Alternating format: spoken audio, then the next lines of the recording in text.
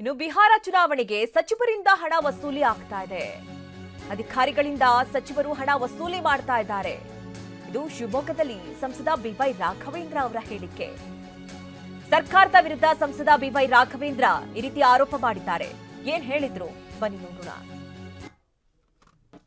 ಇವನ್ ನಿನ್ನ ಚಿತ್ತಾಪುರದ ಘಟನೆನೂ ಅಷ್ಟೇ ಅವ್ರು ಹೇಳಿದ್ದಾರೆ. MLA ಅವರು ಗುತ್ತೇದಾರ್ ಅವರು ನನ್ನ ದೀಪಾವಳಿ ಪ್ರಯುಕ್ತ ನನ್ನ ಆಫೀಸನ್ನು ಚೊಕ್ ಮಾಡುವಂಥ ಪ್ರಯತ್ನದಲ್ಲಿ ಇದು ಮಾಡಿದ ಹೊರತು ಯಾವುದೇ ದುರುದ್ದೇಶ ಇಲ್ಲ ಅಂತೇಳಿ.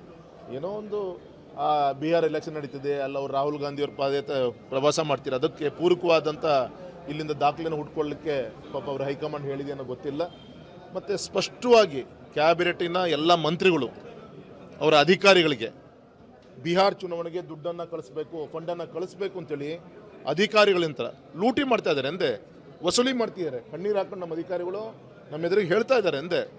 ರಿನ್ಯೂವಲ್ ಅಂತೆ, ಟ್ರಾನ್ಸ್ಫರ್ ದಂಧೆ ಮುಗೀತು, ಈಗ ರಿನ್ಯೂವಲ್ ಅಂತೇಳಿ ಎಲ್ಲ ಆ ಇಲಾಖೆ ಎಲ್ಲ ಖಾತೆಯ ಎಲ್ಲ ಮಂತ್ರಿಗಳು ಇವತ್ತು ವಸೂಲಿ ಮಾಡಿ ಬಿಹಾರ್ ಚುನಾವಣೆ ಅದೇ ಒಂದು ದಂಧೆ ಆಗಿದೆ. ಅವ್ರೇನು ಬಿಹಾರಿಗೂ ಕಳಿಸಲ್ಲ, ಅದು ಎಲ್ಲಿ ತಲುಪಬೇಕು ಅಲ್ಲಿ ತಲುಪುತ್ತೆ, ಅದು ಬೇರೆ.